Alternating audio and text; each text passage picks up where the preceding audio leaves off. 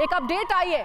Boris Johnson जो कि Britain के पूर्व प्रधानमंत्री हैं, उन्होंने पुतिन को बड़ी चेतावनी दी है। पुतिन को न्यूक्लियर अटैक भारी पड़ेगा, ये जॉनसन ने कहा है। न्यूक्लियर वेपन का इस्तेमाल पागलपन साबित होगा। परमाणु हमला रूस के लिए टोटल डिजास्टर होगा। बोरिस जॉनसन को आपने देखा है कीव में यूक्रेन के राष्ट्रपति जेलेंस्की के साथ घूमते हुए, ये बताते हुए कि ब्रिटेन का रुख क्या है। हालांकि अब ब्रिटेन के नए प्रधानमंत्री हैं ऋषि सुनक, और ऋषि सुनक ने भी प्रधानमंत्री बनने के तुरंत बाद जेलेंस्की से फोन पर बात की थी और कहा था कि हम एकजुट हैं, आपके साथ खड़े हैं। लेकिन अब क्या हालात हैं? क्या ऋषि सुनक अपने देश की खस्ता आर्थिक हालातों के बारे में ज्यादा सोचेंगे, या फिर इस वक्त रूस और यूक्रेन के बीच जो वॉर चल रही है उसमें उनका स्टैंड क्या होगा, इसके बारे में सोचेंगे। अब बड़ी बात यह कि क्या ब्रिटेन से तकरार रूस करेगा वार? अब ब्रिटेन की बड़ी भूमिका भी नजर आ रही है।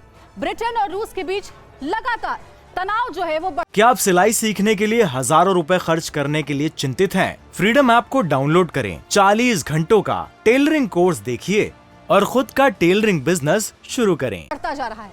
ब्रिटेन पर नॉर्थ स्ट्रीम पाइपलाइन को उड़ाने का आरोप है। रूसी फ्लीट पर हमले को लेकर ब्रिटेन पर भी रूस शक जता रहा है। लिज ट्रस ने रूस के परमाणु हमले की आशंका पहले भी जाहिर की।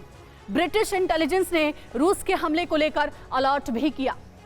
तो यह ब्रिटेन की स्थिति है इस वक्त रूस के खिलाफ। बड़ी बात यह है कि बोरिस जॉनसन के बयान को कितना गंभीरता पूर्वक लिया जाना चाहिए। हमारे साथ बंसल सर जुड़े हुए हैं। बंसल सर, ब्रिटेन की अब बड़ी भूमिका आ गई है। बोरिस जॉनसन कहते हैं कि रूस इस वक्त पागलपन कर रहा है अगर वो बार बार परमाणु हमले की धमकी दे रहा है तो। लेकिन स्थिति तो कुछ ऐसी बनी हुई है, रूस पे इतने सारे सैंक्शन लगा दिए गए, रूस अलग थलग पड़ गया है और सब मिलकर के यूक्रेन को प्रोटेक्ट करने में लगे हैं। ब्रिटेन की क्या भूमिका इस वक्त आप देखते हैं रूस के खिलाफ?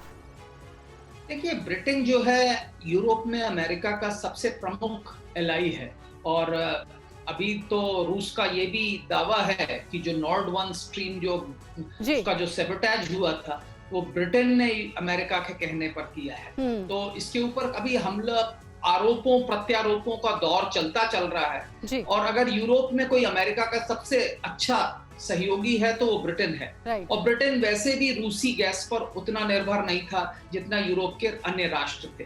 तो इसलिए ब्रिटेन को सबसे कम नुकसान हो रहा है इस युद्ध के चलने से।